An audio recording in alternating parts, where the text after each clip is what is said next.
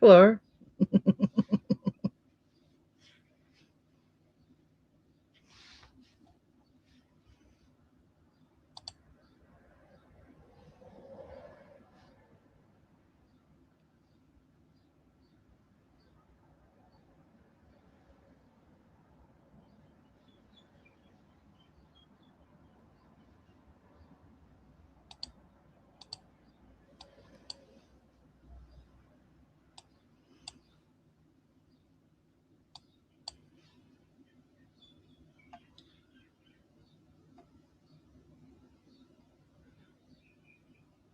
Do we have sound?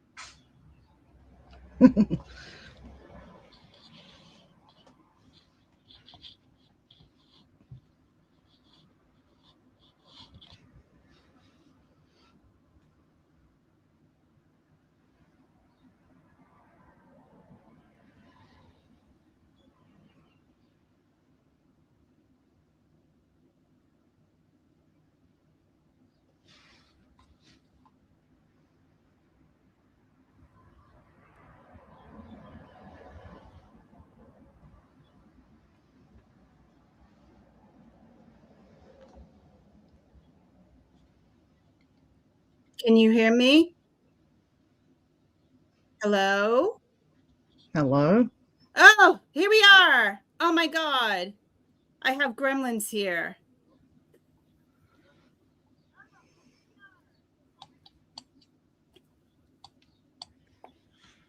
Cool. I can hear you now. Can you hear me? Yes. Okay, good. I do not know what happened, people. Like the intro didn't play. I had to restart the intro and the mic wasn't playing. Holy moly. What an evening, huh? I need a sip now. I need a sip.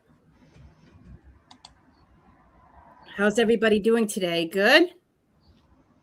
Let's see. Who do we have here today? Sorry about that, guys. Oh, holy moly. This is a craziness. So we have Leanne. Welcome. We have Sarah Pomp. Welcome. We have, of course, Pinkie. Let's see, who else do we have here? We have Rob. We have Sean. I think everybody else is good. How is my volume? Okay.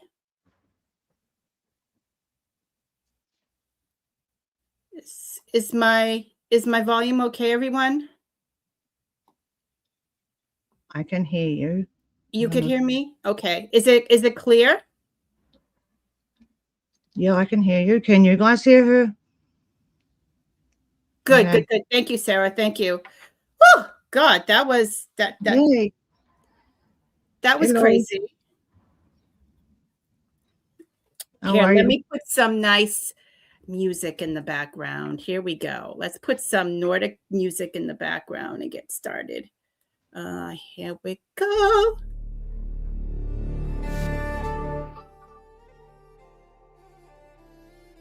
There we go, people. Holy moly, that was, for some reason, it started playing the intro and then it just completely stopped. So I had to restart it. And then my mic went dead. All right. Who's spreading the gremlins around here? That's what I want to know. Who has the gremlins in this audience? Not me. It wasn't me. It wasn't me. It wasn't me either. It wasn't me. I tell you. So how is everybody doing? Let me put everybody on the stage here. Make it a little bit bigger for everybody to see who is in the chat. There we go. We're not completely blocking Pinkie, so that's good. All right. Me. Oh, like this, no one can see me. You. I'm like Look at me. All right. Hello, Sandra. Welcome, welcome, welcome in. I know everybody's on tonight, so thank you so much for joining in. Mine was actually scheduled, so I do try to plan like at least a week ahead of time. So everybody, what would you like to talk about tonight? Because it's an open mic for about an hour or so. But I figure, hey, Dave, how's it going? I figure, why don't we talk about, our personal experiences or, anything else that comes up. Or if anybody in the audience has anything that they would like to talk about, feel free. So, Pinkie, you were telling me that you had a couple of personal experiences. Do you want to talk about it? Yeah. Do you want to talk about the time when I was young and I met a great uncle's ghost? Ooh. Back in that day, we had horses on our property because my parents have a large property and we had horses there. And previously, it was a horse farm. Previously, it was my great uncle's farm. Then it was ours. And I was out and I was grooming my horse, and this old man strolled up, kind of weird because he was dressed in clothes that wouldn't really be appropriate for that time. And I would have been maybe 12, and he came up to me and we just started talking about horses and how much we love horses.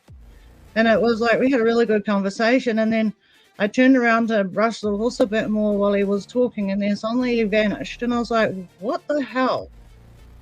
He just disappeared, just in thin air, and I was looking around for the guy, and I was like, where the hell did he go? And I was like, don't tell me I imagined that. And then I went and told my parents, and they were like, well, Uncle Dan, you're describing Uncle Dan, but he's dead. And he'd been dead for a long time. And I was like, really? Okay. But I was like, maybe we were talking about horses because he genuinely loved horses, because that's what his whole life was about, was horses back in the day before he passed away. And that whole land that they live on has always been a horse place, but now it's not. It's just a nature reserve. They turned it into a nature reserve and they don't have horses anymore. But it was really weird. And I was always like, was that real? But he seemed real. So I assumed he was. Oh, Sandra's asking if does anybody own a creepy old doll? I would like to own a creepy old doll. I don't want a creepy old doll. Well, the thing is too, it's you could actually put things in items as well. You could actually put spirits in items as well. I actually have a couple of dragons around here, and they're performing my, what I want them to do, and then you release them. So, but I haven't come across any creepy dolls though. I do want to get a marinade or something like that, I don't know, a puppeteer creepy doll or something. I want to get one of those. I want to get a old-fashioned doll. Oh, the porcelain ones? Yeah, they're kind of creepy. They are kind of creepy, some of them. Yeah, my mother-in-law used to have those sort of dolls, but when they were selling the house, they got given to some of the other relations, so I didn't want them because they just look creepy. Yeah. I don't like those dolls. Susan, we found 100-year-old, let me put this up so people can see it. We found a 100-year-old wax doll when my mother-in-law passed. It apparently was passed down in family. Oh, huh. Have you sensed anything from the doll, Sandra? Like any energy or anything like that? That would be interesting. So is it actually made from literal wax? That's interesting. I don't see too many of those. I see a lot of porcelains, but not. That is pretty cool. I do like that. I have to say, I'm not really much of a doll person. Like, I like dragons and like creepy things, but I'm not much for dolls persons. Yeah, I never really played with dolls as a kid either. Yeah, I did No. history on it, apparently from late 1800s. Wow. Michael has a creepy doll too. Let's see what Michael has to say. My grandma used to have a collection of vintage porcelain dolls. Have no idea what happened to them. They are creepy looking. Well, apparently a lot of people have creepy dolls. Let me turn this music down a little bit for you guys. There we go. Oh. I want your cup or glass you have, Susan. It's cool. Well, you can't have it, Rob. You just can't have it, or you have to come down to Boston to get it, okay? No, it's kind of cool. You can't really see that well because I do have the back screen, but it has kind of Templar swords, and then it has, I would say, like dragons on the bottom, and then it has like a Celtic golden circle on the bottom. So it is pretty cool. I do like it.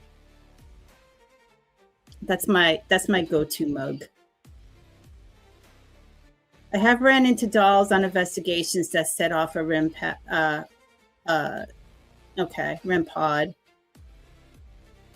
Oh, I decided I wasn't coming into my house okay. Oh, my Nam had a national doll for every country, from granddad and 2 uncles visit with the Army and Navy. My grandmother used to collect those. She used to have a doll from like every country. But none of the dolls came with me. I just, I'm really not.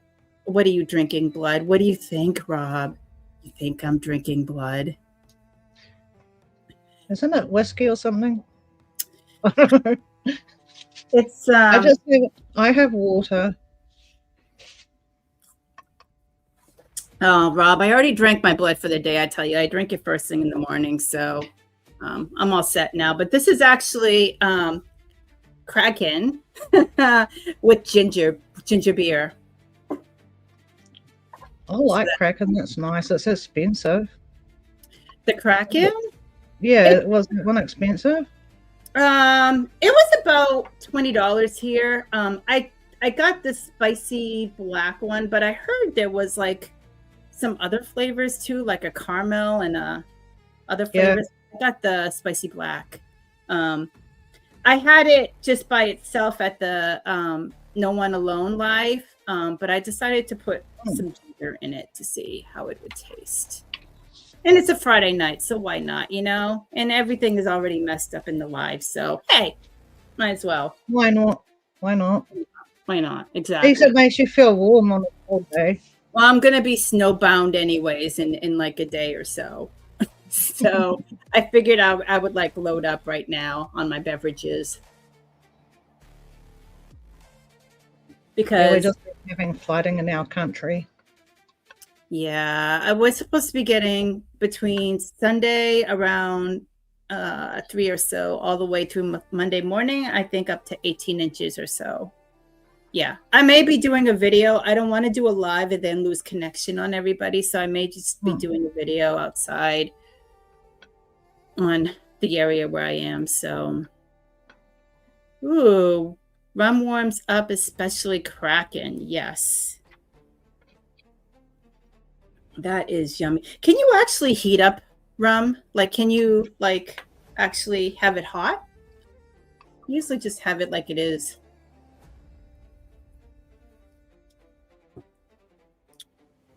I don't know either. I've never tried heating up alcoholic drinks, except for when I pour alcohol into the coffee. Yeah, like hot coffee. But sometimes I put like Kahlua or something into a hot coffee. That's nice. Rum and coffee. Yeah. Mm-hmm. I should try that. Sunday morning I'll probably be doing that and just like fiddling around in the snow or something. It's negative 38, Sean, below here right now, and possibly 5 inches of snow Sunday. Well, I got you beat. I'm sorry. I'm getting 12 plus inches. Okay. You know, and first I thought like Laura was like sharing the wealth and like sending it my way, but no, I think everybody's getting it. Where I work also in town, they're getting a lot of snow as well. So yeah, so I'm not looking forward to that. I already want spring to happen because I have so many plans that I want to do. So I just can't wait for spring. Can't wait for spring. Michael says because it's like winter here. 15 inches, Michael. Oh my God. Snow and ice in this ice storm. I know. Well, Michael's not going anywhere either. Hey, Nick, what's going on? Glad you came in. I always show up in his live, like, because he usually goes on like my time, like really early in the morning. So when I get to work, I like hit like the last of like end of his show. And a matter of fact, I have Florna is going to be on the show in 2 weeks, which is his co-host. So that would be cool. Oh, Rob is saying we have a drink here that's a mix of stuff called Bride's Cog. It's hot. I can't even read right now. It's hot and drink at weddings. It's brutal stuff. Right, but it will kick your ass. Ooh. I don't know if I wanna. I haven't been to a wedding in a long time.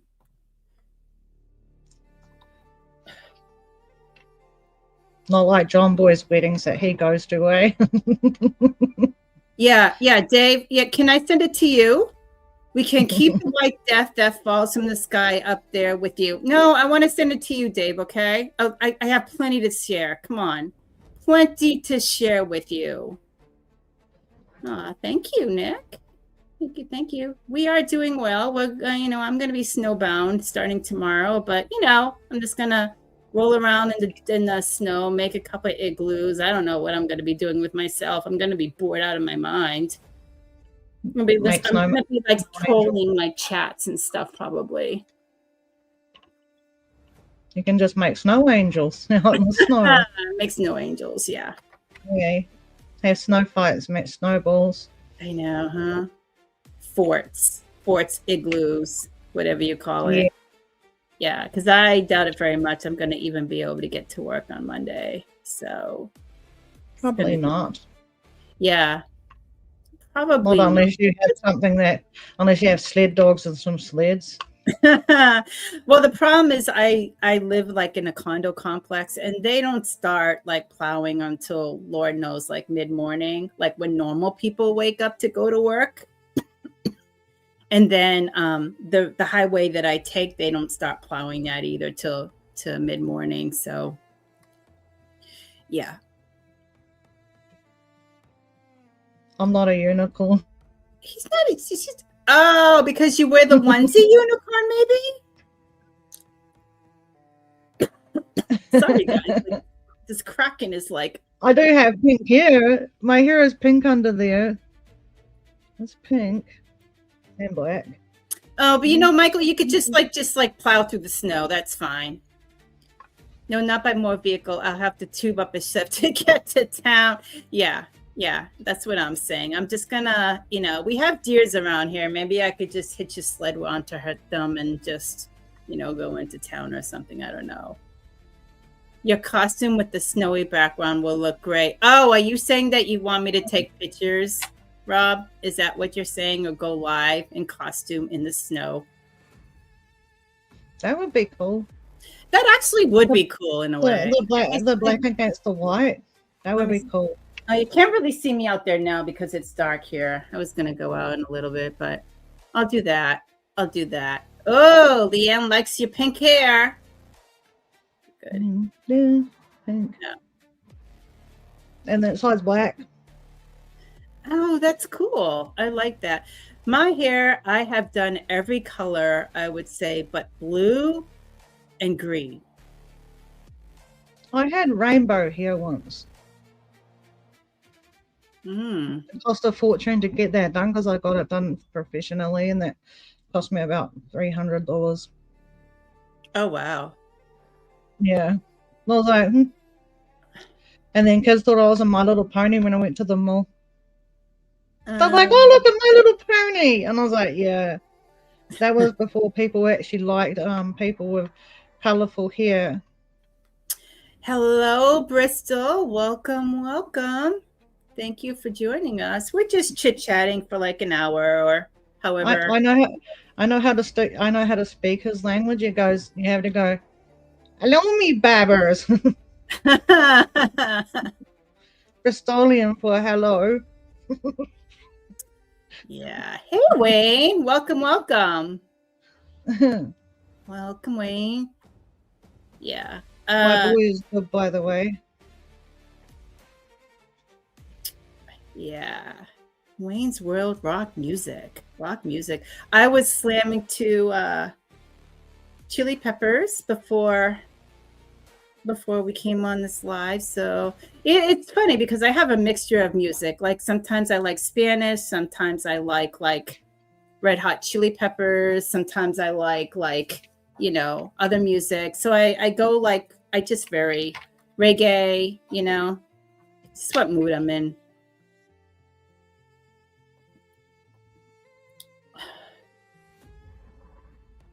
Oh, Pinkie should be down your end of the woods soon.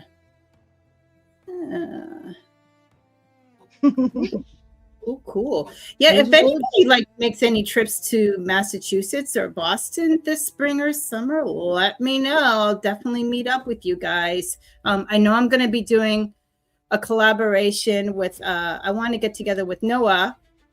He has a channel.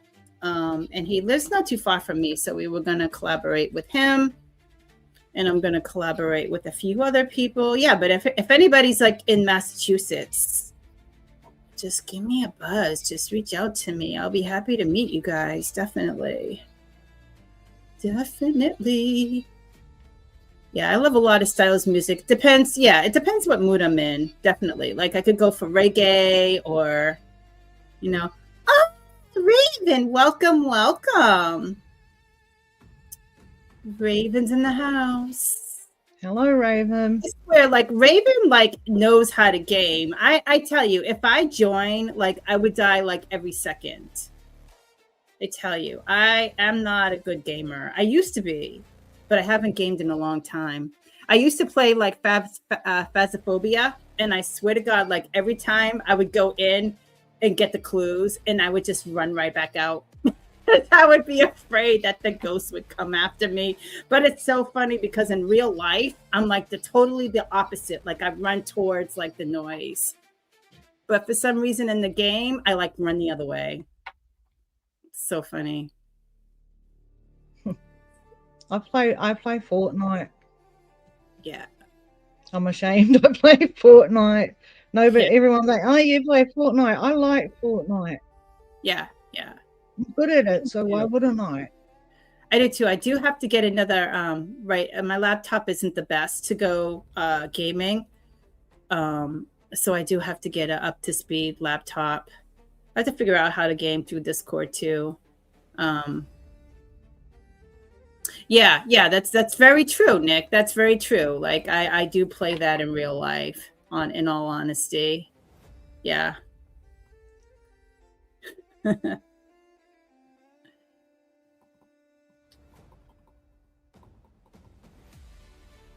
Yeah, so let's see. So I think everybody knows about my personal experiences, but I've had quite a few, and I am definitely clairvoyant and clairsensitive sentence as well. So I'm pretty sure everybody heard my story and my experiences, but yeah, it's a journey. It's definitely a journey to work with it. So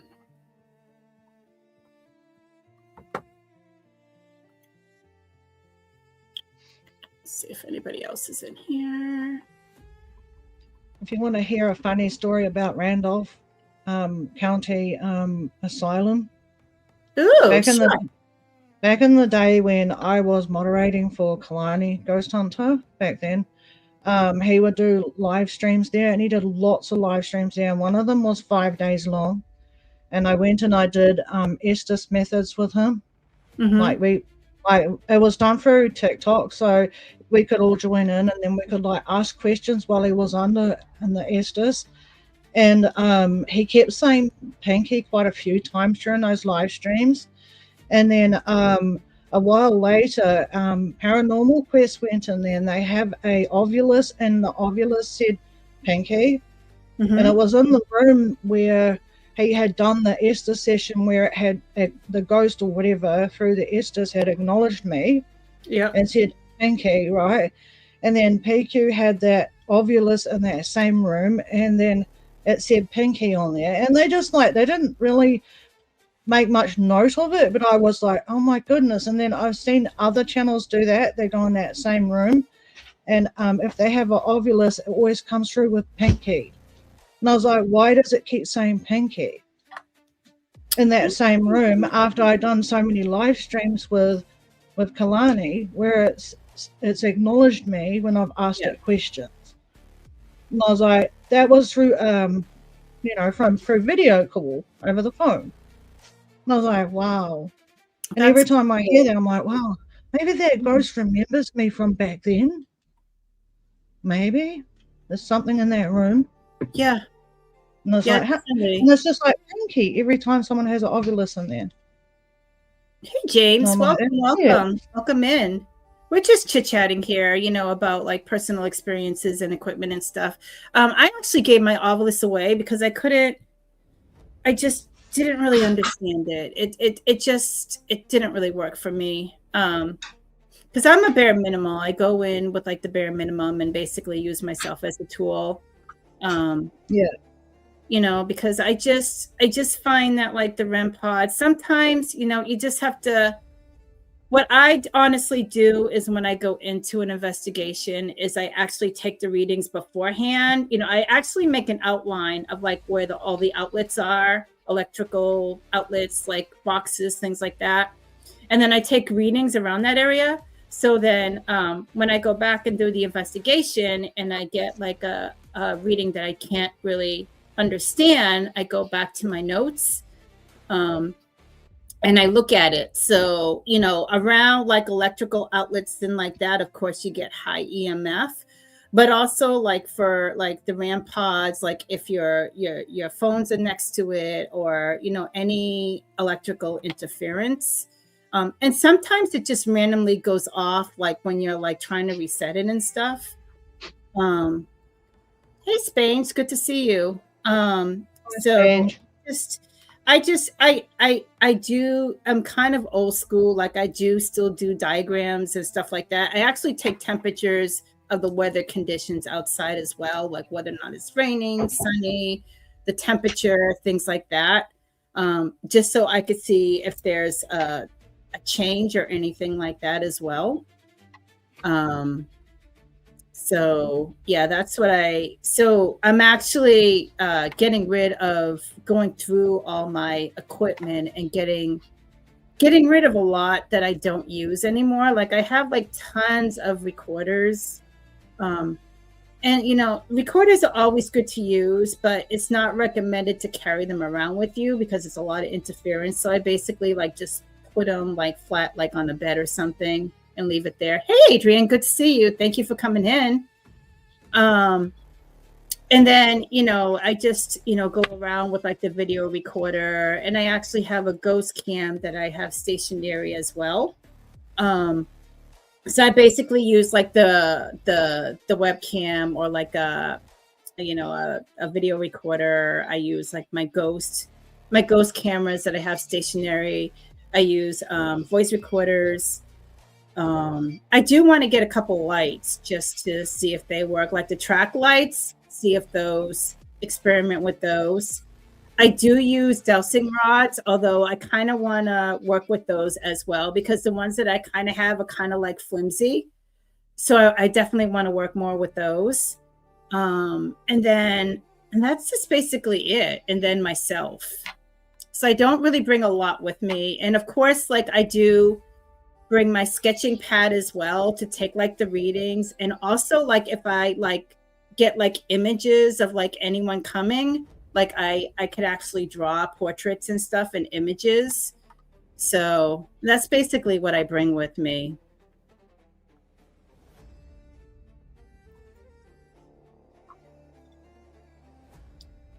I don't really like phone apps. I don't really like using them. Yeah. Because that kind of like, you don't know if it's real or not. And it's like, it can get your hopes up that it might be real. And it's like, I don't really want my hopes up that that's actually a spirit talking to me. So I would rather like actually just sit there quietly and hopefully hear one. Because like, for me personally, I'd rather actually hear one. And I don't know. Like, I don't think ancient like spirits would know how to actually use a phone. Because it's like, how would they know how to use that technology when they've never seen it? I was talking to Laura the other day. The old-fashioned like white noise machines that you just plug in and you just like run them. I'm wondering if I want to try an experiment with them and wonder, since they have kind of like the white noise in them, I was wondering if I plug it in and I turn it on, if something would happen as well, like as like a, you know, like a you know, like a white noise machine generally. So I want to try to, because I have like the old fashioned ones, the ones that basically are just pure white noise and that's it. So I want to try to bring that with me and see, you know, like things that, you know, like, you know, there's a lot of like kids toys as well that basically you just press a button and it goes off and stuff. So you could bring like a kid's piano that's easy, like to just press and it goes off, like little things like that. You know, I feel that you don't have to like get like actually like equipment. Like you could just like get like objects that are typically like household objects, you know, because, you know, a lot of people now bring the teacher's bells, and I bring those, you know, with me as well, the teacher's bells, because it's easy enough just to tap them, you know. Yeah. So, you know, I just wonder, like I had like a close friend of mine that passed away last year, and he was part of the paranormal community. And it's weird because he was the first one that said, I'm dying. And Sean knows who I'm talking about, Raymond. And he was the first one that says, I'm dying to see what happens once you pass. Like, I want the answers.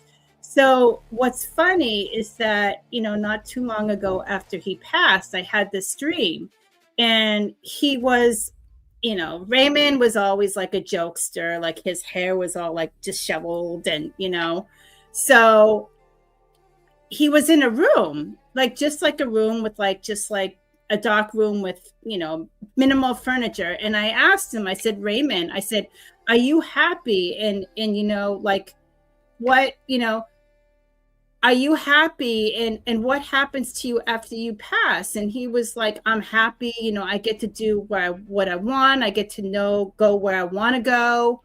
And I'm like, oh, that's nice. And then it just like the dream just ended right there.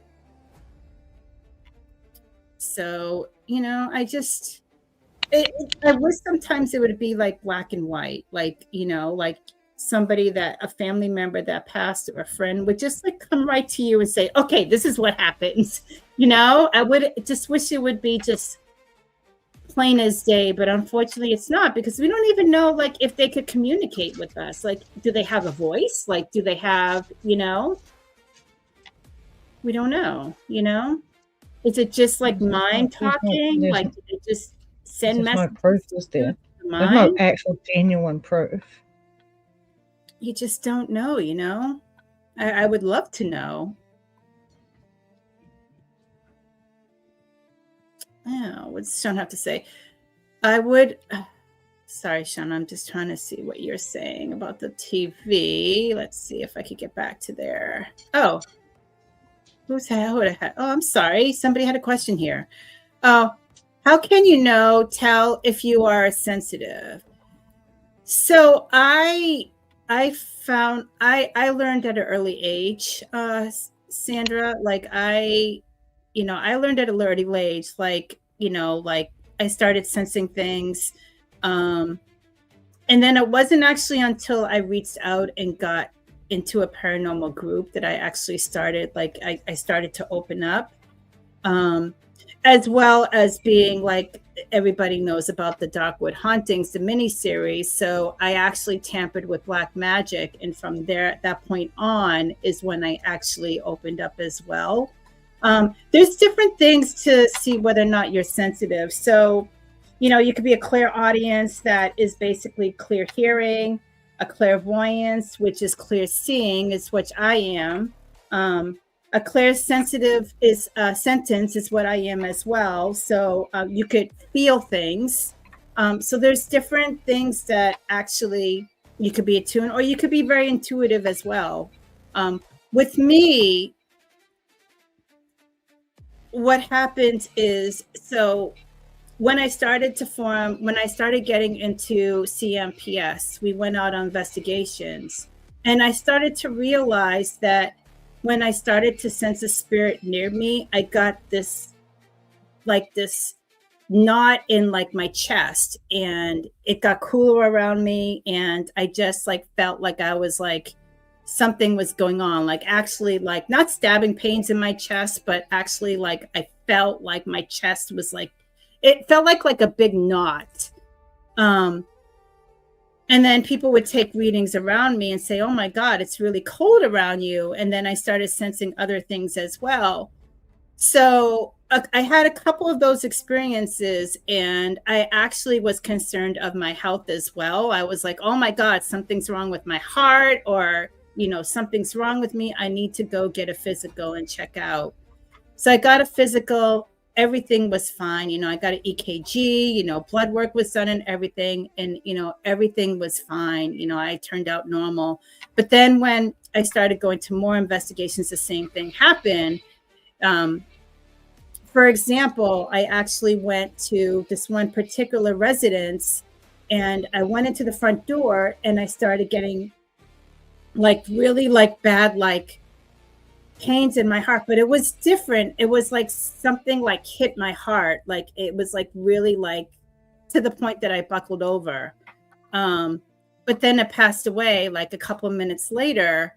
And then I started going in the back, towards the back in the area. And then I started bawling my eyes, crying. Like I couldn't understand. I was crying, and people was like, oh my God, what's going on with you? So that lasted, actually, the crying phenomenal actually lasted for a long time, and then finally it left me. So a person that actually knew the history of the house didn't tell me this, but as I was leaving, she goes, okay, you have to know these two things. And I said, what? And she goes, right where you were standing when you came in, this used to be a police station, and a police officer got shot in the heart where exactly you were standing. And I'm like, oh my God, he ended up passing away, obviously. And then further up, once it got converted to a regular house, there was an elderly couple there, and the wife passed away, and basically the husband died of a broken heart, and he was like sobbing, and he was still sad because he couldn't find his wife, that she passed as well. So those two things like corresponded, but what I was feeling.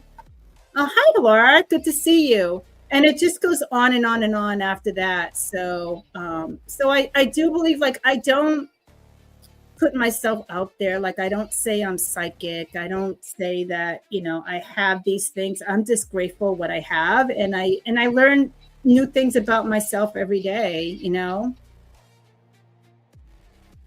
So that's my spiel. I know it was a long story. Oh, we know you're from the other side. Thank you, Rob.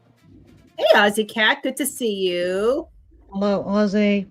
Hello, hello. Hello, Laura. Good to see you. Let me see if I missed anybody here. Yeah, so that's those are my experience, and they just go on and on. Like about a couple of months ago, I went to the S.K. Pierce Mansion. I absolutely love that place. Anybody that's in Massachusetts needs to do a tour there. It's that mansion is phenomenal. But I went there with the famous psychic brandy, and we went to the living room, and we all like, there was a youth group, and we all like sat around the table, and she was like, okay, she goes, everybody just close your eyes and tell me if you get anything. So of course I got something, and I'm looking around, and I'm saying to myself, well, I'm not going to open up my mouth if nobody else does. So finally she looks right at me and she says, do you sense anything? And I said, oh yeah, I kind of do. And she goes, what do you sense? And I said, there's a woman around her 30s with freckles and long brown hair. And she just used to come here all the time for parties, because they used to throw parties there with like Barnum and Bailey circus guy and everything. They used to just throw these like really great parties. And come to find out that the reason why she connected with me was an incident that happened in my past growing up. So that's why she connected with me. So I was like, oh, she goes, why didn't you say anything? And I was like, well, I kind of didn't want to stand out here. So, because I don't like to put myself out there. Like, because people just get like different vibes. They think you're either crazy or they think, I don't know. So I don't put myself out there. I don't. Yeah, Octo, good to see you. Sage, good to see you. I see somebody saying hello to you, so I hope I didn't miss anything. So yeah, Sandra, if you ever think that you may have an ability, yeah, definitely reach out to me, and I could see. I could kind of see like what you think you have and kind of work with you. So yeah, so that's my whole spiel, guys. I know I'm a very unusual person, is what I'm told. So working and lurking, almost done for the day. All right. People always say I'm a weirdo. Strange. Everybody has. I know what it's like. It's not. People, and that's the thing. It's like it's some people honestly cannot handle me in a way, like, because they don't know what to expect from me. I'm, even though I'm like really like out talkative here, I'm a very private person, and I don't allow a lot of people into my like little shelter here. So it's just the way I am, So this is a good Laura likes my crow. She likes my crow hot dog in the bath. I made that bathtub hot dog thing. With crow in it, having a bath. I did not see mayonnaise. See it. He's got the mayonnaise and he's going like this with his mayonnaise. You have to see it. I was like, that's funny. I'm gonna keep on making more little bits of it so I can join it together. And he's playing with the mayonnaise, and I was like, some of that looks a little bit weird, like he's rubbing the actual hot dog sausage, but I was like, well, that's weird. Oh, thank you, Sean. But people do funny. I'm a little unusual, I have to say.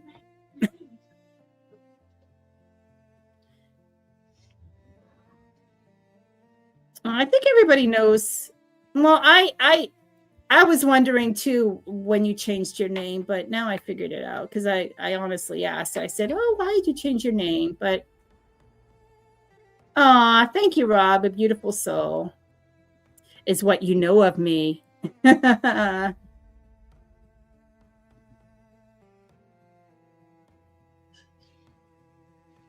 Nice. Laura's in the house. Lovely Laura. The Morning Brew Crew. That's a good time, I tell you. The Morning Brew Crew is a good time, Laura. That was a good step for you to create that show. That's a good time. Most of the time I have to be lurking because I'm at work, but I try to tune in as much as I can. Definitely, but that's good times. I always enjoy the live streams. You really, Rob. I like scary.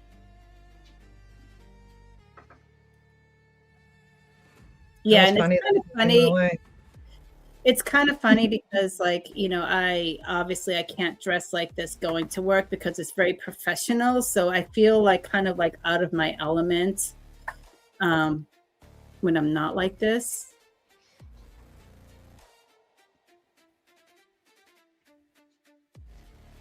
Oh, send me a link. I could chat with you all. Okay.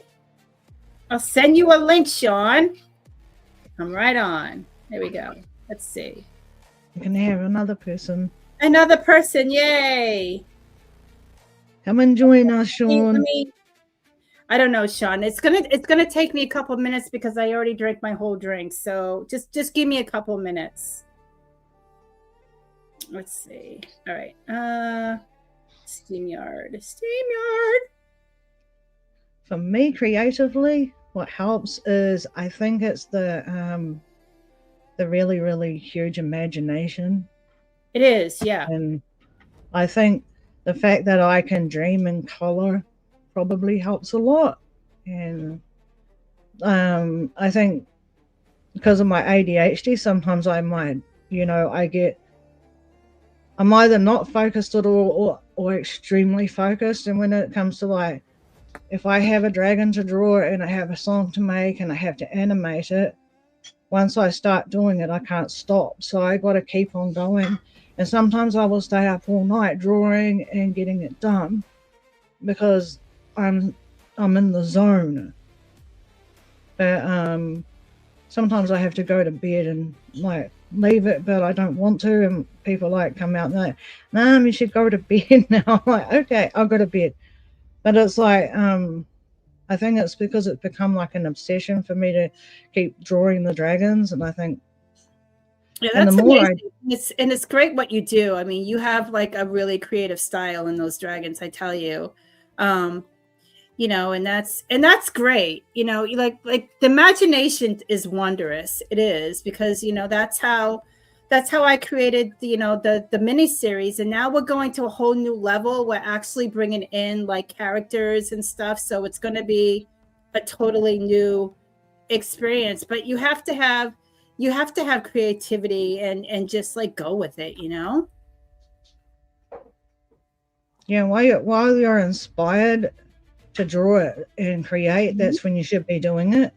When you're in that headspace where, oh, well, I've got to create this for this person. And for me, I go and research something about the person before I start creating their dragon. Like, if I already know them a little bit more personally, they're easier to draw a dragon for. But I really want to make sure that when I'm drawing someone a dragon, it matches them as a person, like personality wise, as well as the song about them. And like when I name them the dragon, I go and find the Norse translator, like the old Norse translator, and I put in words that I think about that person, like what I think of them, kind of like that they're a strong person or they're amazing or something. So I try and get it translated into the Old Norse so I can name the dragon appropriate for that individual. Yeah. Oh, the spicy meatball is here. The spicy meatball. Yeah. Hello, spaghetti. So Lauren's asking what actually drew you to dragons. I don't know. I used to like dinosaurs a lot, but then I started watching dragon programs and things like that. I really like How to Train Your Dragons type things, and I used to read a lot of books with dragons in them and watch a lot of dragon movies, cartoons, things with dragons. Mm-hmm. And I always thought that, you know, like the medieval type movies with the dragon, I used to always think they were really cool. And I just started drawing them, and I was like, actually, I enjoy drawing that. So I kept drawing them. And like during COVID, I just sat there like learning how to do the digital version of drawing a dragon. And then my son, who does more digital art, he's professionally trained in it, started showing me how to use the software and how to use the pen and the tablet. But then I decided that I would rather draw with a mouse. So generally I use my mouse for drawing these days because it's easier for me. I have more control over it. So I just grab my mouse and I just do what I do on the software, and for me it's relaxing. Just sitting there creating them. And when you get them right, it's like, that's a nice dragon. Yeah, it is. It is.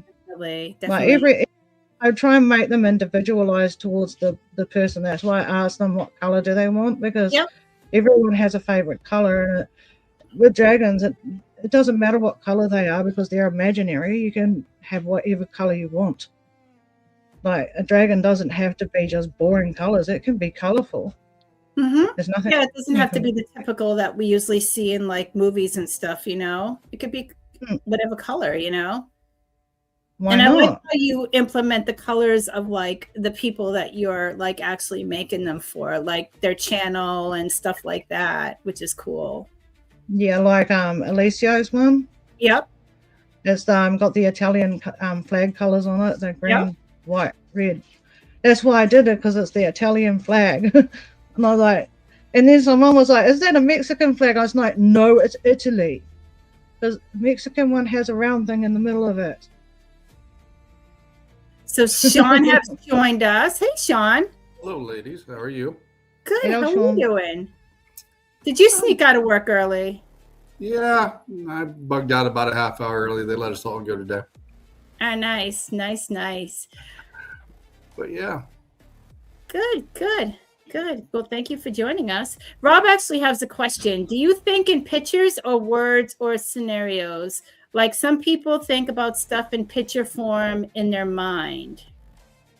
Oh, I have a wild imagination, so I just go with it. I think pictures. I think in both. Yeah. I kind of like, see it. I'm thinking of what I want to draw. I can shut my eyes and see it, but when I'm talking to people, I see words in my mind. Yeah. I don't know. I kind of see it before I draw it. I do too. Of course, once you get into that little,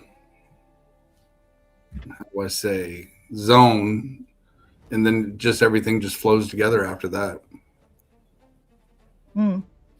Yeah. Hi, Mr. Prism. Welcome. Kind of missed you. Sorry about that. Kind of just scrolling down here. I heard you say something about Raymond earlier. There's yeah. He was a hell of a guy, and we used to have some hellacious chats. I mean, he was awesome. I mean, the way he would look at things a little different, and he could actually change the way you think by just looking at it in a different point of view, like he did. Yeah. He was amazing. Like, I think it's like already a year. It's been about that long, yeah. Maybe a little over, but yeah, he was a great guy. I actually miss him. Me too. Let's see if there's anybody else here. Everybody's saying hello to each other. I picked white for my dragon because they're supposed to be the rarest. Oh, okay, Laura. Nice. It's interesting. Oh, Mr. Prism, sorry about that. You know what was Sean came in, and then I was going to the question beforehand. I'm so sorry. I didn't mean to trip over you. Certainly not. You're part of the group here. Hello, Mr. Prism. Yes. I see you. Yeah, I see. I have thoughts in pictures, words, and voices. Very, very true. I do as well. Like I have like a wild imagination as it is. So like one of the things when we're doing the new miniseries with Crypt is that, we were saying to ourselves, okay, we could go on with like, because we stopped when I, basically graduated out of high school, and then we're continuing on. But we said, what if we bring the characters back in and make it a whole new type of story, you know, with the character that came out when I was in that fighting scene, and like my spirit guides and like other, you know, other characters as well, and bring them all in. So that's what we're working on as well right now. So I think it's going to be a whole new, I'm still going to be the narrator, so I'm still going to tell my story. I believe Elaine's going to be part of it as well still, but it's going to be like a whole like different like kind of like story, and it's going to be fun. It really is going to be fun. I thought that intro you had was kick ass. That was from Crypt. He actually made that. He does well. He does really well with AI, and he has the platform and the format for that. So yeah, I thought that was really cool the way that was done. It actually played twice. I actually seen the video come on twice. So that's what happened. So I played it, and for some reason it lost connection, and then I had to restart it again. So it played, for some reason it played twice. And then when we came live, my mic went dead. So yeah. Then I had to leave and then come back in. It was screwy. Gremlins, I tell you. I notice sometimes when I make my intro or when I start my intro, sometimes it doesn't show up on my screen. Yeah. But it's actually running, even though it don't show up on the screen. Yeah. Wayne is saying he has to have a crew to struggle with technology, full stop. The amount of times I try to create thumbnails or even videos, I just given up not knowing how to do it. It takes time, Wayne. It really does. You could use something simple like Canva and CapCut. And that's how I actually started with the intro that I actually created before Crypt created mine. That's my intro. And I basically use CapCut. I made like little short clips and then brought it. Actually, sorry, I started in Canva, made little short clips, and then brought it over to CapCut and added you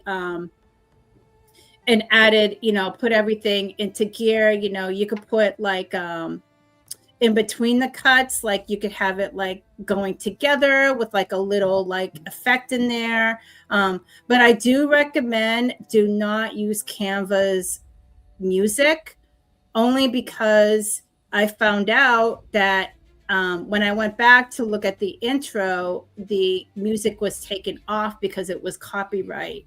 So just because the music is in Canva doesn't mean that it's not copyright. So I would definitely recommend using like Suno or something like that to create the music. And DaVinci, I still have to check out DaVinci as well. They have a free software as well. I want to check that out. Even you could have a friend do your music too as well. You know, have it pre-recorded and have them just do an original background for it. Yeah. Oh, that's very true, Mr. Prism. You can't, you know, I do use Chat GPT as well. With my shorts, I like to make the pictures come alive. So I do use that. And I do use another software as well so that I could kind of move before I put the shorts together. So yeah, that's very true. That's good. A good recommendation as well. So yeah, you just have to get used to like what's out there. Definitely, you know.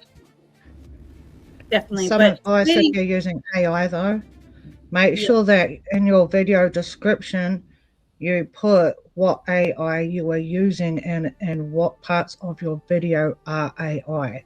Mm-hmm. Like for me, when I draw the pictures, I can claim that I drew that myself. So I say I drew that artwork. When I animate it with Grok, I put that I use Grok to animate them.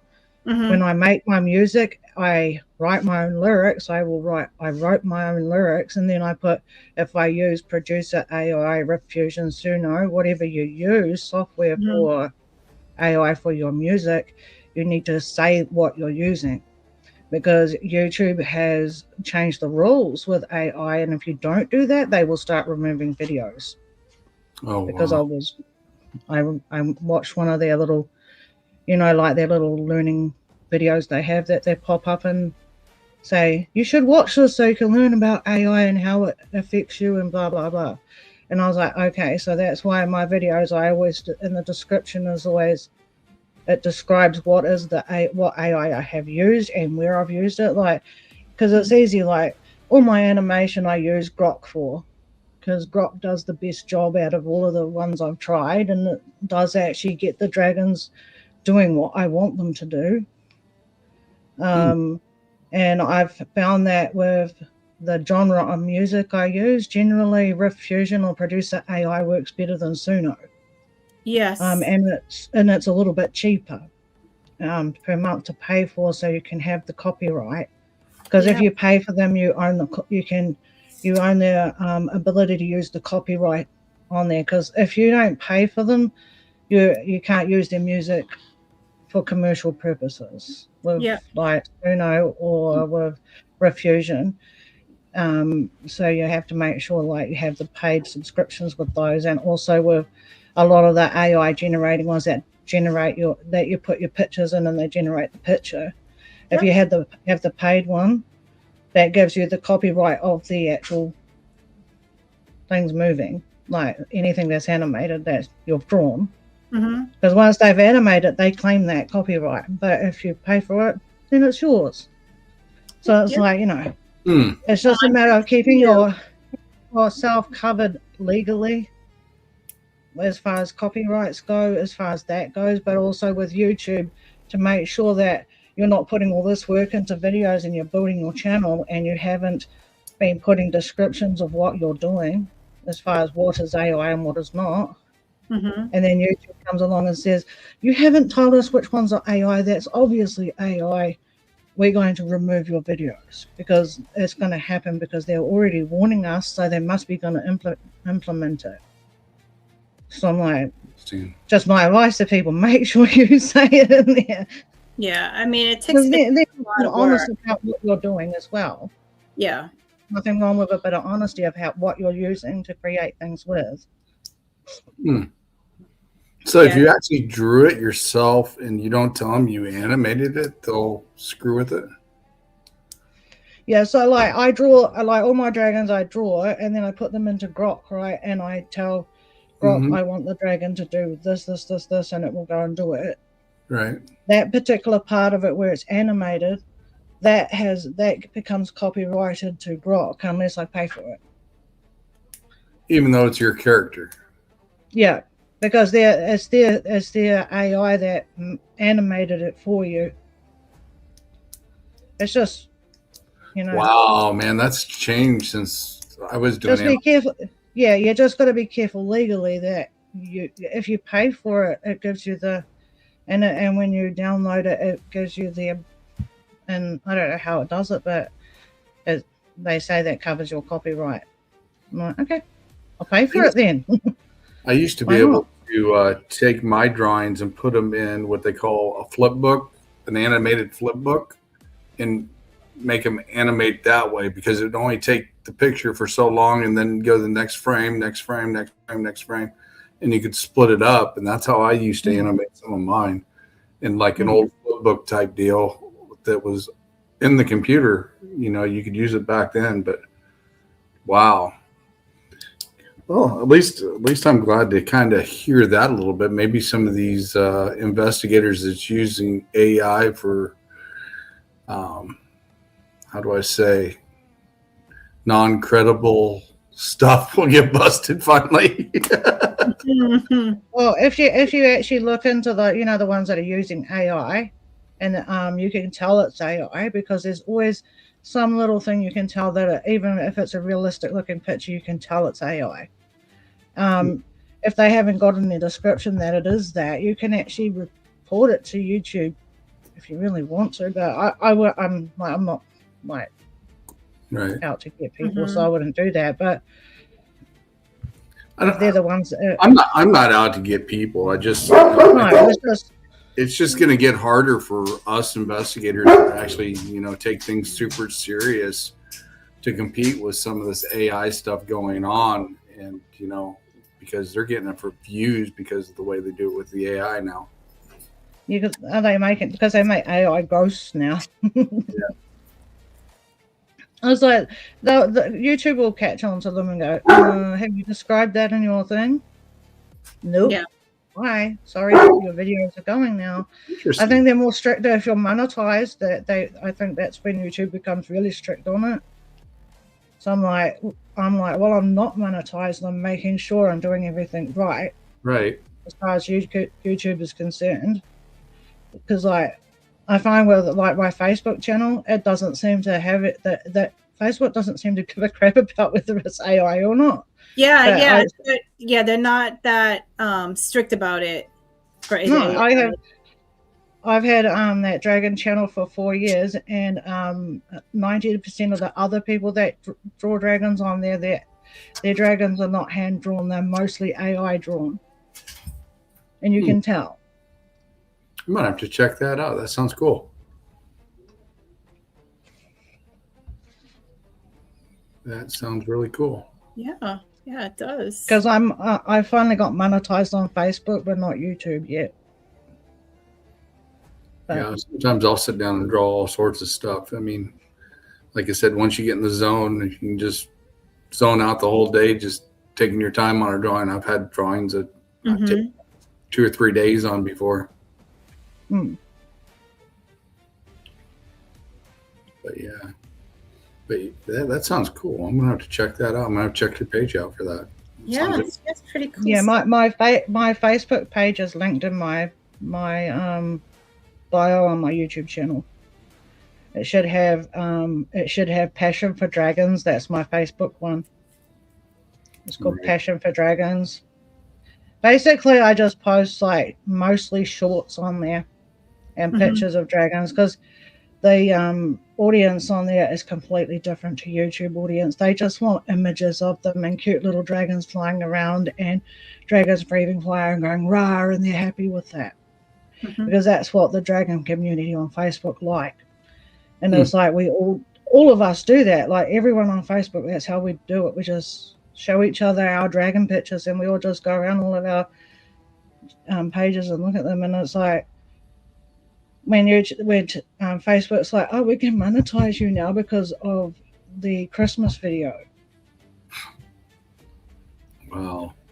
Because the Christmas one got over 45,000 views, and then the one that I did for New Year's, the short, got about 45,000 views, but the longer one didn't.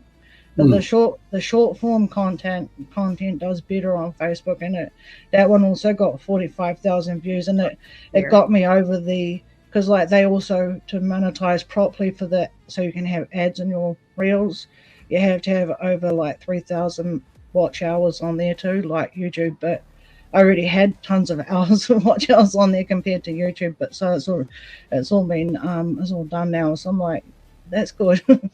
Meet a goal somewhere. That's pretty cool.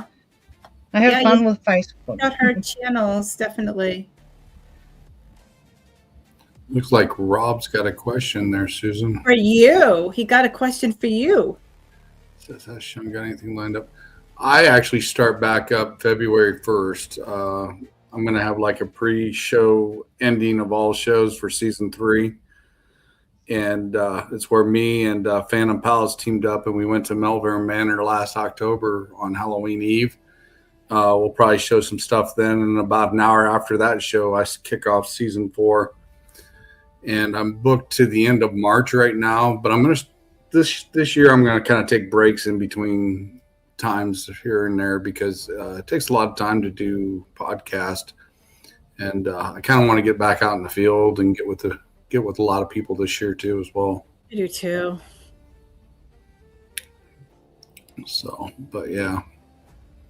And I think in April I'm going to March or April, I'm going to the Sanctum of Souls again. So that'll be live when I go there. Nice. I think, I'm planning to do a little bit of traveling.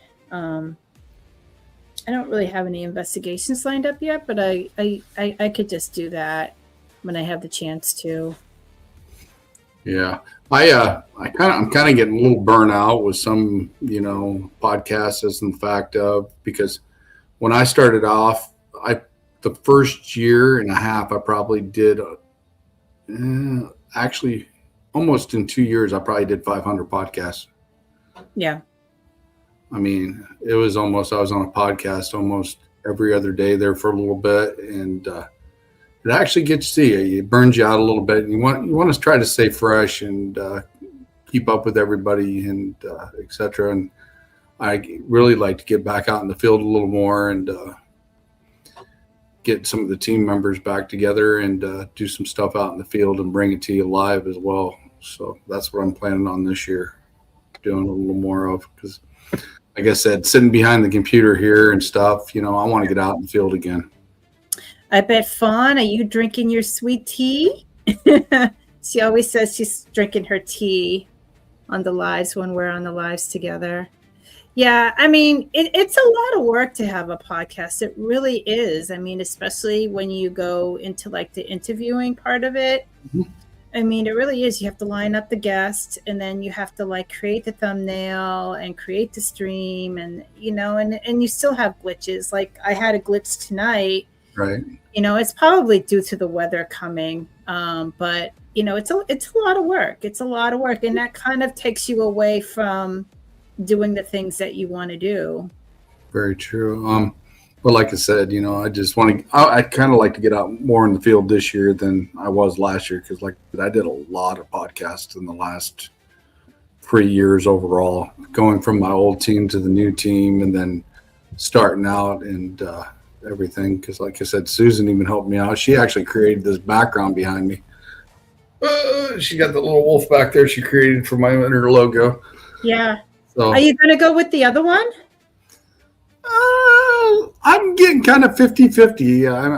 I like the new one, but I like that one too. I was just going to ask you, Fawn, if you was going to have hot chocolate. Because that's another thing that I see you drink a lot of hot chocolate and sweet tea. If I can get somebody to adjust my intro for season 4, I don't know if I'm going to get it done before the season 4 starts, but actually maybe flash all 4 logos, go through it and just kind of flash them, and because they're all kind of cool. Like I said, I'm actually fond of that one. I want to get that one on a shirt. Yeah, that's pretty cool. I think I don't know. I kind of like the logo, my new logo that I have there, and then I have the Darkwood Hauntings logo. So I think I'm just gonna stick with that, and just see. I may just try to, not consolidate my channel, but I may just try to like organize it a little bit more, and just see where that goes. I'm gonna keep it Central Mass Paranormal Society, but I don't know. I may change it in the future. I don't know. Just see what goes on this year. Definitely. Yeah, like I said, it takes a lot of time and stuff. And like I said, I know I'm going to start taking a little more breaks on and off between certain time frames because, like I said, I want to get out in the field and want to get back to myself again. So. Yeah, definitely in the spring and summer, I want to go back out in nature and, start exploring and do investigations as well. Yeah, definitely want to do that.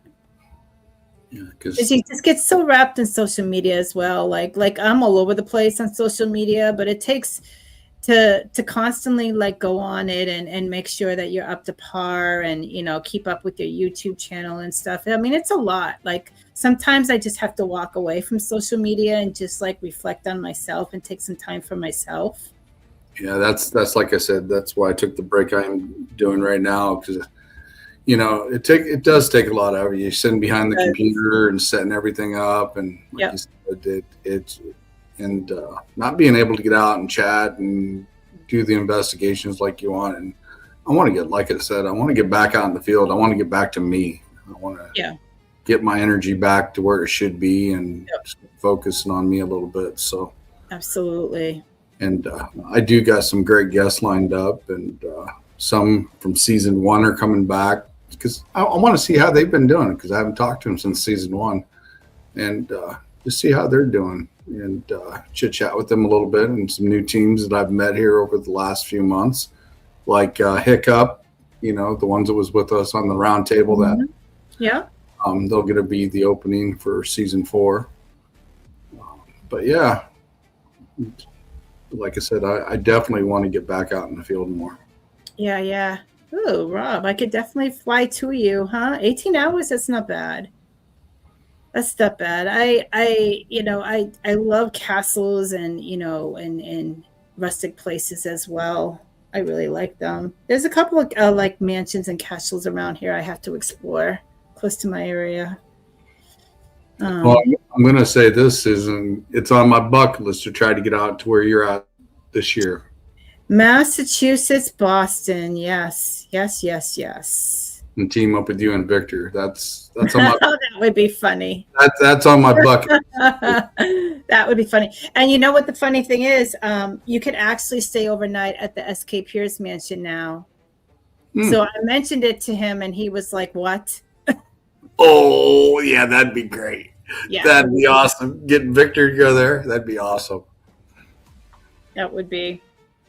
We've been asking him to come down here for the last few years, and Tammy was going to come down for the 4th of July one year, and he ended up having something else come up. But yeah. I think we were going to take him out to the Indian Mountains over by Peoria, was where we were going to take him originally. Yeah, that's pretty cool. Yeah, but if anybody, everybody should experience Boston once. I mean, we have a lot of history here, So yeah, everybody, if you in a lifetime, and then you could go to Salem, but everybody should experience Boston once in their lifetime. I've been there when I was in grade school, and that was the last time, I think probably in 5th grade. I went to Denmark a couple of years ago, and I stopped in Iceland, and I absolutely love Iceland. I would live there. It was like the warmest it gets is probably like the 60s, and it's basically a lot of the time it's cloudy, rainy, but I absolutely loved it there. I loved it there. I would move there in a heartbeat if I could. Yeah, that'd be cool. Yeah. That'd definitely be cool. Because I'm going to be snowbound here for a couple of days. I tell you. Traveling from my country is very expensive. Where are you located at, Pinkie? New Zealand. So I would have to fly out of Auckland Airport. I've been to Australia a few times. That's on my and bucket. That was in New Zealand dollars. I think it was $700 return. The budget I had for the Australian trip to go see PQ, which I didn't end up doing, was I had $10,000 aside for that, but that would have been because I would have been doing a lot of traveling and going to the events there. But I need to save that over again because I had to put money into something else. But I really want to save up and just travel, but I probably would have to do a fundraiser of some sort to get enough money to travel anywhere. Yeah. To just go to America for 2 or 3 weeks, it costs $20,000 for me. So I was like, wow, it's a lot of money just to travel. That is a lot of money. So there's tons of places there. So do you investigate, Pinkie? No. I am what you call a fan. I am mostly a paranormal question when it comes to the Paranormal Quest and Adelaide Haunted Horizons. I'm a fan of theirs. I like watching their stuff. I used to watch some of the fake channels until I realized they are fake. Mm-hmm. Yeah, I would love to go investigate, but I'm like, I don't know. It's just never happened because New Zealand is such a young country. There's not a real huge amount of haunted places in New Zealand. And also there's most of the asylums, to get into them to even investigate in the first place, you have to sneak in illegally because they won't let you go in there. One of them, they have cameras everywhere and they have security on site it's an old asylum and it's in the middle of nowhere, but they have people living there as security. You can't just go and sneak in there. And then the buildings, some of them have asbestos in them, so it's kind of not a safe idea.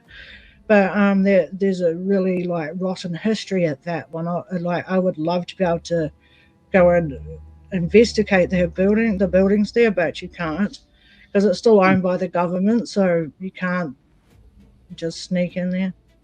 Oh wow! And I was like, that sucks. So all the cool places you can't sneak in. Otherwise, you'll get arrested. Trespassing. Sometimes those are the good places to try to. I've seen people done videos in that place, and they've been in there and they've had to sneak around, but their videos are done because they can't do anything because you can't get into the buildings because they're all locked up, and there's no like broken windows like some places have in other countries. That they make sure it's so you cannot get in any of the buildings. So you walk around the outside, so it's kind of pointless. Wow. But I would like, if I could, I would probably like to go there, but I don't know how you could do it. When I was on the old team, we actually was done with the investigation for a client. They wanted us to contact somebody for them, and we were actually in a cemetery.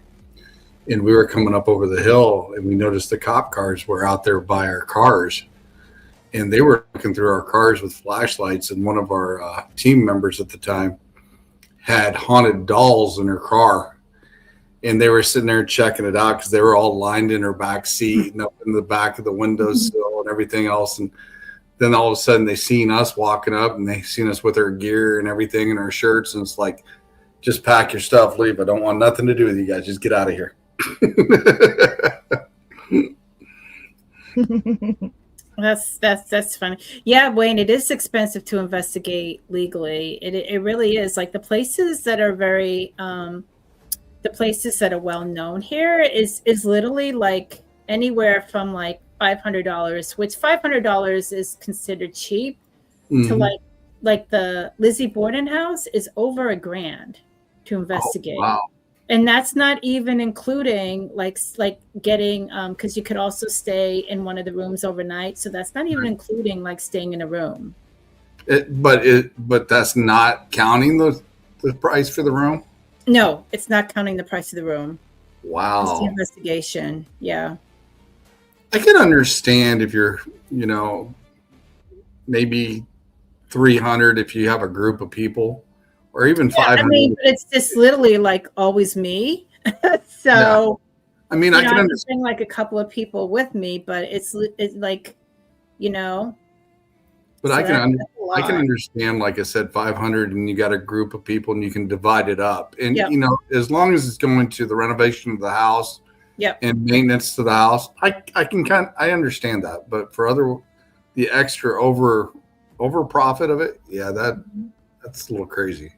Yeah, it is. It is crazy. Luckily, when Victor and I went, and we went with my friend Mara, we went to the Whitney house.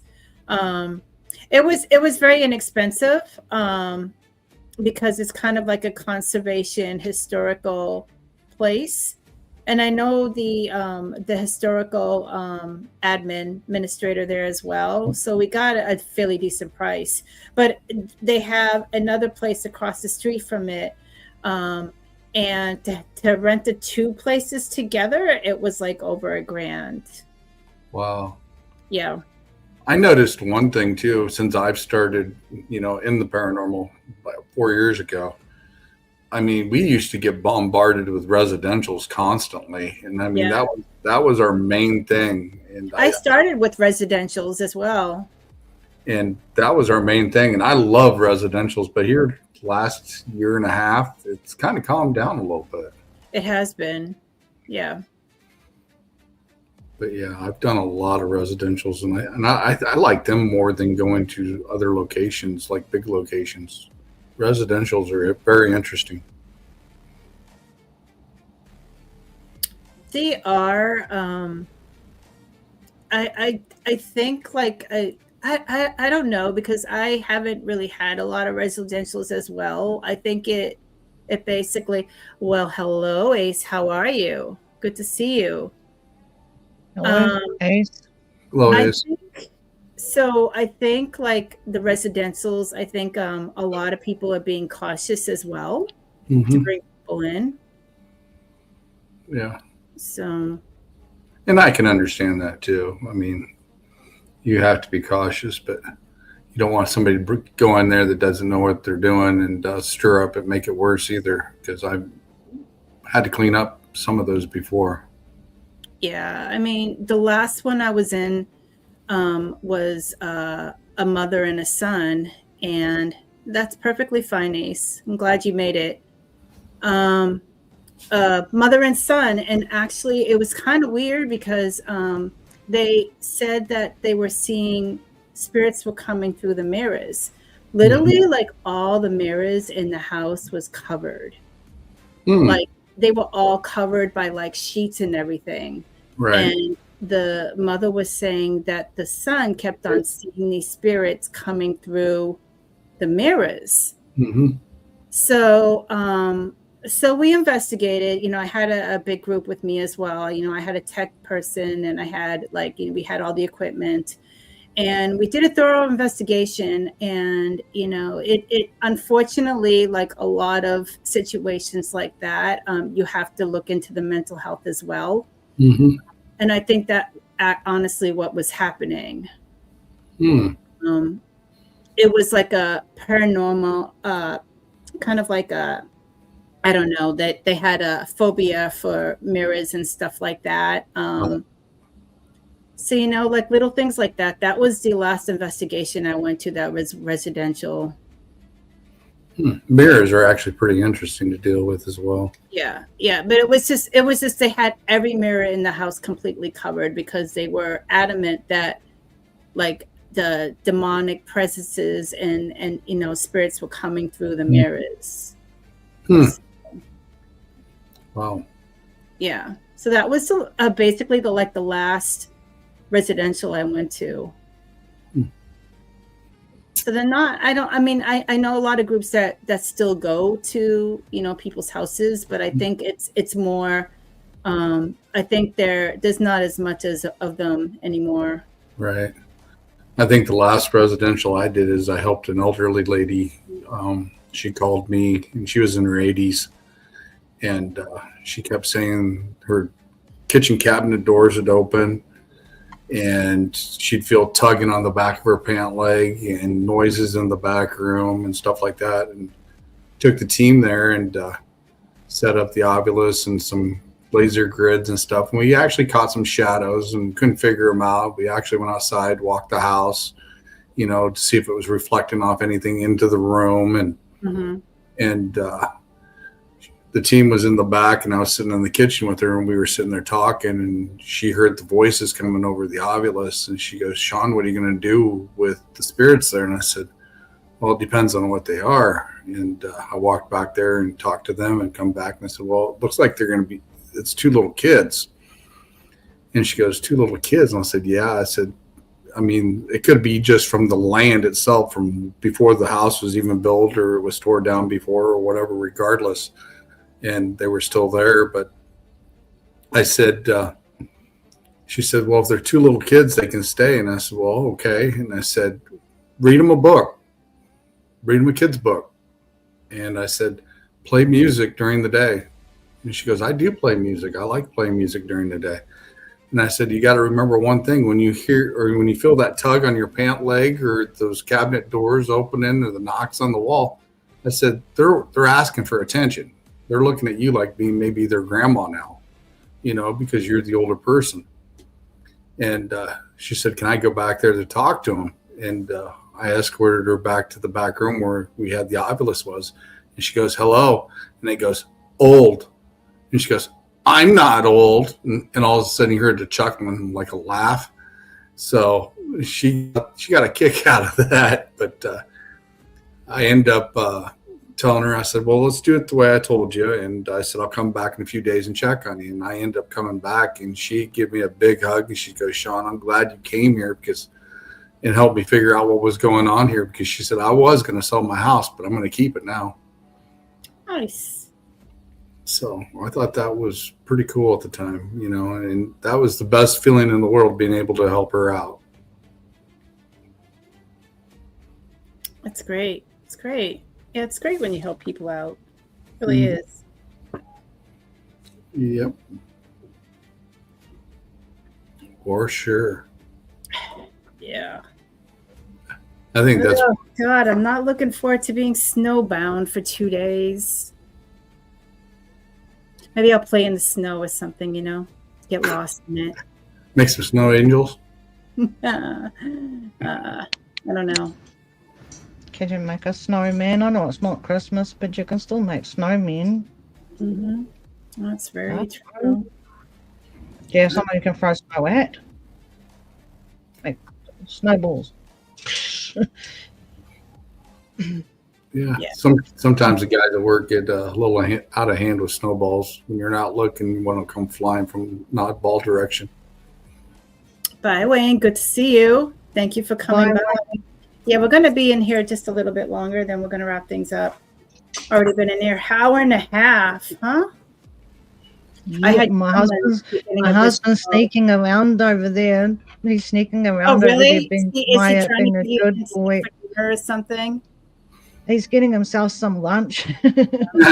Yeah, that's right. It's lunch for you. Oh wow!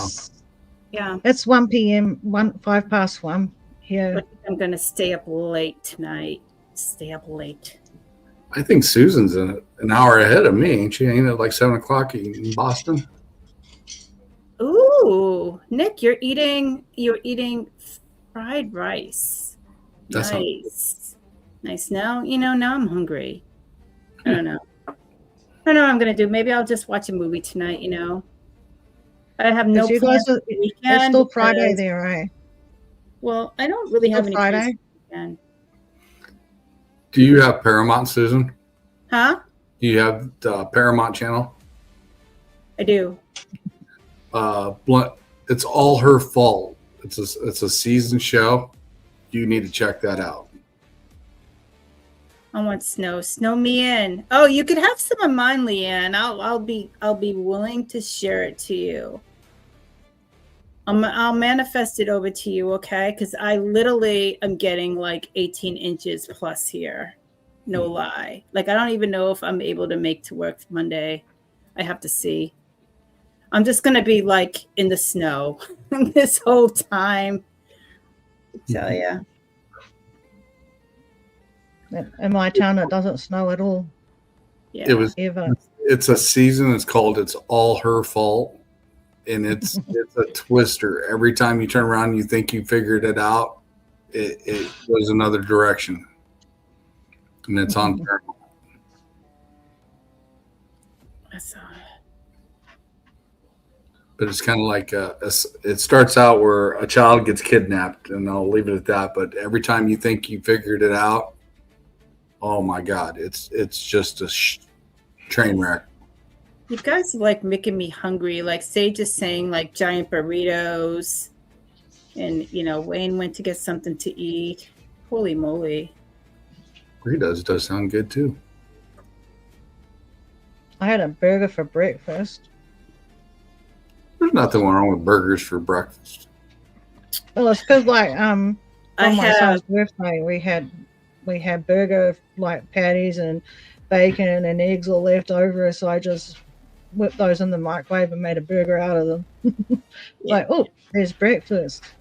I like leftover Chinese food, pizza. Sometimes I eat it cold. Leftover lasagna. Don't tell Sarah that one. I'm very odd at that. No. I eat You'll whatever. Get planked.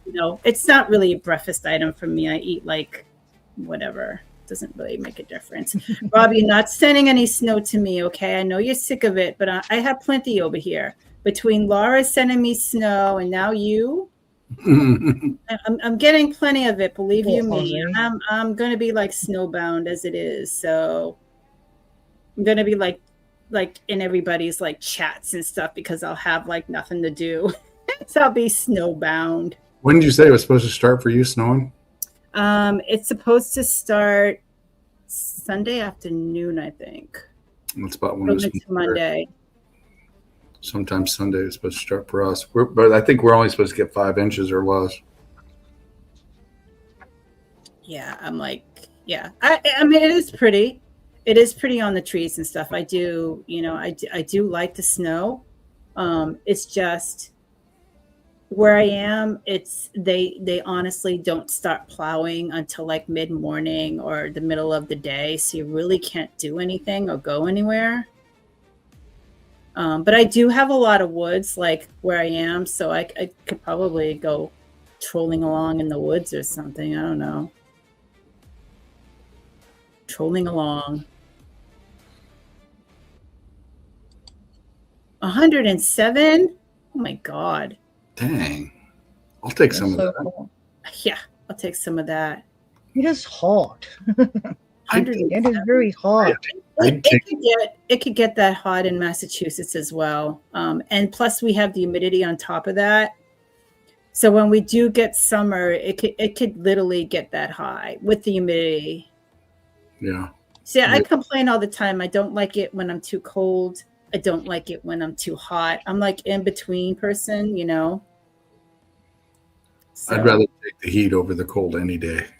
I just don't like the humidity when it gets like too like sweaty and sticky. Don't like that. My feathers don't like that either. So I used to work in a factory with a vulcanizer and get up to about 210 degrees in there every night. yeah. Well, It's 61 degrees Fahrenheit here right now. nice. I like 60s. I like the 60s, 70s. It's not bad. Yeah. But we have been having a big tropical storm over our whole country. So it's not nice. Yeah, it's not. It's not. It's probably, I bet you like anybody that goes on a stream or somebody, they may have issues. Because I have Eversource here, and they already put out a warning for possible like power lines down and stuff like that. So yeah, you need to be careful. Thank goodness, like I choose to go on Friday nights because, I don't have to for the weekend.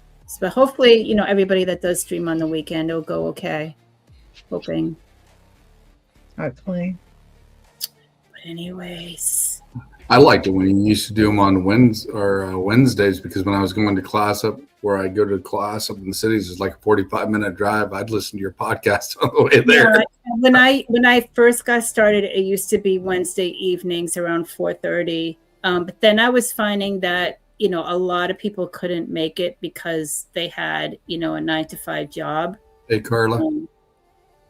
Hey, Carla. How are you? Yeah. How are you? Aussie Cat, they still haven't found some of the people that were buried in the landslide at the Mount Maunganui one. Wow. In New Zealand. There was this huge landslide and it covered, there was 6 people. They couldn't find 6 people, but they've found 2 of them, I think, and they were deceased. But Wow. they're still looking for 4. But the day before, so there was another landslide somewhere else that went through a house and killed 2 people. Oh, wow. And a whole part of New Zealand, the Coromandel area, they've had roads that have big slips and there's floods everywhere because this tropical storm, basically, it's the whole east coast has been hammered, and the Coromandel, that sort of part of the east coast in New Zealand, it's basically cut off from the main part of New Zealand at the moment because they can't go anywhere because all the roads are closed. Oh no. So basically they're all stuck there. And so our Prime Minister went in the helicopter to go and make them all try and feel better, but that doesn't fix the fact that their houses and stuff are destroyed. Right. It's been a bit horrible, like seeing on the news, because Mount Maunganui is an area where I used to hang out as a younger person, and I'm from that part of New Zealand originally. I used to live near there, and so it's kind of like heartbreaking thinking that Mount Maunganui is killing people. It's like, seriously, how could that mountain do that? It's such an icon of that area, that particular mountain. Everyone likes to climb up it and stuff because it's like an hour and a half to climb up it. It's not a huge mountain, so Yeah. more like a hill, but But that's really sad because it's summer holidays here. So, everyone's all on holiday and they're camping at the camping ground there. So there's a camping ground with cabins. I think it wiped out a bunch of cabins. Yeah. It's really sad. Anyway, if you pray, you can pray for them that they find them. Because it'd be nice to find the people that are trapped under there. It would be. That'd be scary, getting caught by a landslide. Yeah. Imagine you're on holiday and you're having a good time at the mountain. Normally, the mount this time of the year is normally like really sunny. It's a beautiful place to go in the summer. And you're sitting there in your cabin because it's raining, and then suddenly you freaking get wasted by a landslide. You'd be like, yeah, that's pretty unfortunate. It's like, wow. It's really sad, really.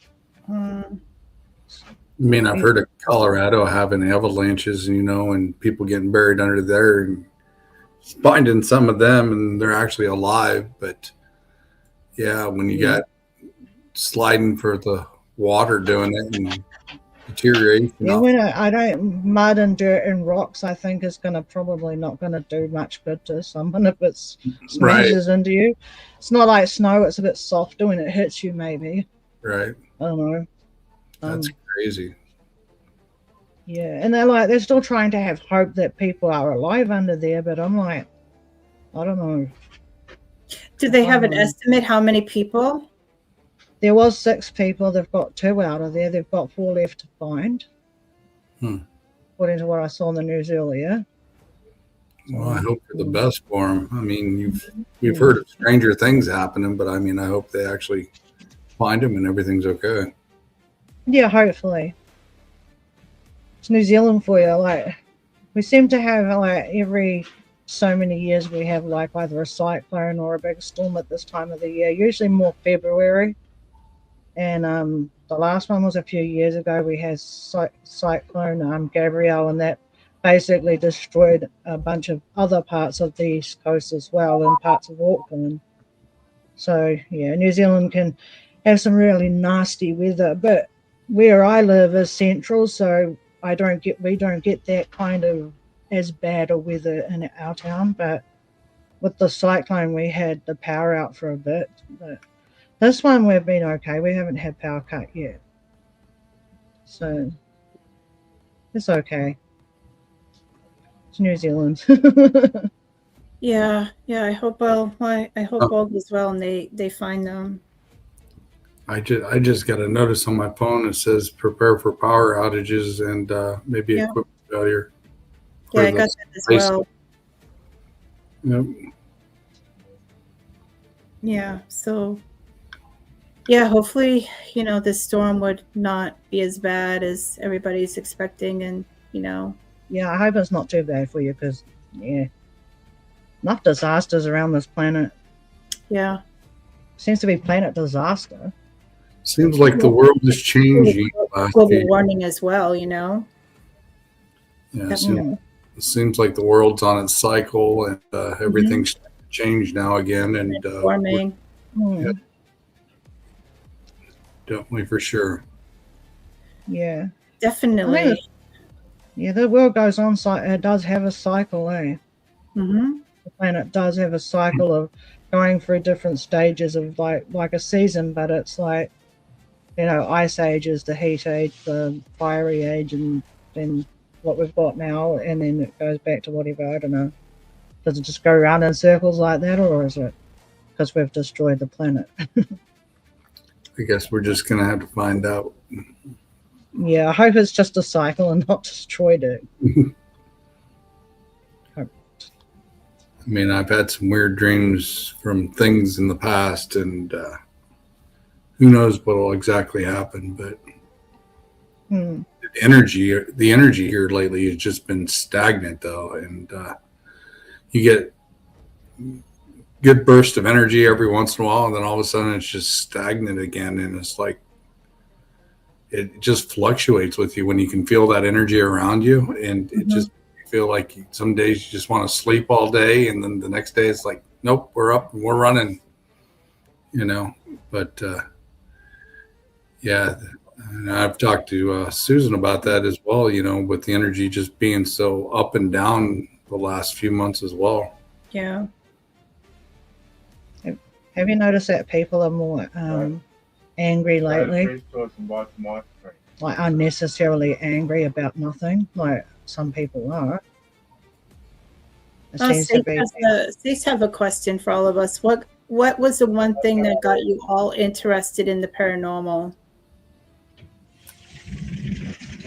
Go ahead, Pinkie.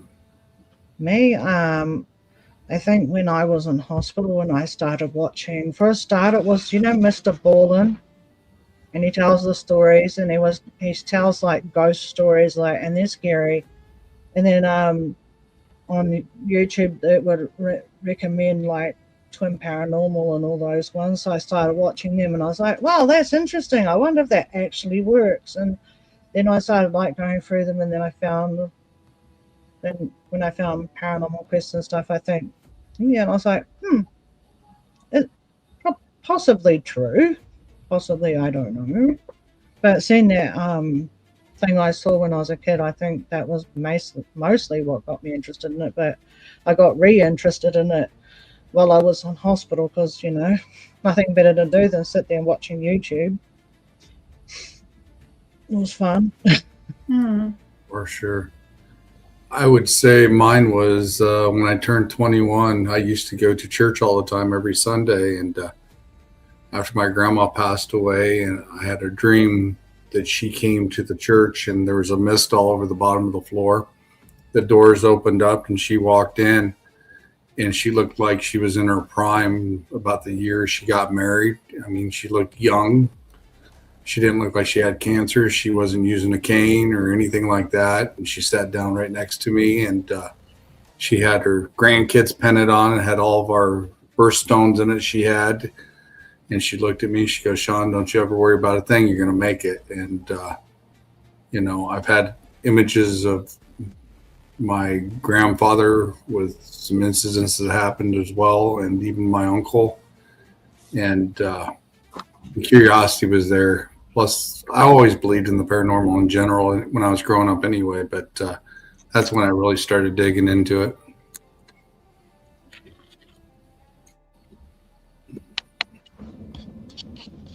She's disappeared. I know she's got that ability. She's magically back again. She reappeared. Sorry, I plugged in my headphones. I was I mean, I don't know. I was just interested. I was just, you know, curious, you know, after, you know, my babysitter that I considered my grandmother passed away. You know, I just got a little bit curious overall, like, you know, the afterlife and what happens after people pass and stuff. And that's when, you know, and that's when I started experiencing things and, you know, just developed from there. And then when I actually answered the ad to form a paranormal group, that's when I got more interested in it. So that would be how I got started. I think once you get into it, it's just in your blood. Mm-hmm. You want to learn, you want to understand more. Yeah, but yeah. It's the curiosity thing, because you're curious as to what it is. For me, it's more being curiosity. I'm like always being curious as to the spiritual realm, like what it is. It's very interesting. Just trying to read what Say says right here. She put a comment. So Say said between 4 and 8, my aunt's house was haunted, and I used to see a woman in the house several times. That started me believing. Oh God, I just jumped up. It started me believing in the paranormal and wanting to know more. Absolutely. And we'll never find the answers, you know. We might get little snippets of answers, but never the full answer. Because I think sometimes the spiritual world gives us these little, tiny little snippets to keep us searching. Yep. They're like, yeah, keep going, you will find it. And they give us this little tiny little bit of hope that we're going to find it. Yeah. So we keep searching. I've actually had some really interesting things happen to me over the last several years. And I've even talked to Susan about them, even after my girlfriend passed away, a few days after the burial and at the cemetery, my ears were ringing in my head. And I actually heard her voice talk to me. So, things like that do happen. Mm-hmm. Yeah. Yeah, but, we're just to learn more things and to be open, Mm. Definitely. Keep learning. So Kenny Bill says, just keep learning. Always learning. Exactly. No. Also, another thing that goes hand in hand, I think, with the paranormal is Reiki. I've had a lot of dealing with energy stuff, and that's very interesting on how that all works as well. Yeah, I've had experiences my whole life. Same with me, Leanne. Definitely. And I just, go on every day learning more and more, learning more about me, learning more about, So You've actually come a long way, Susan, since I've known you.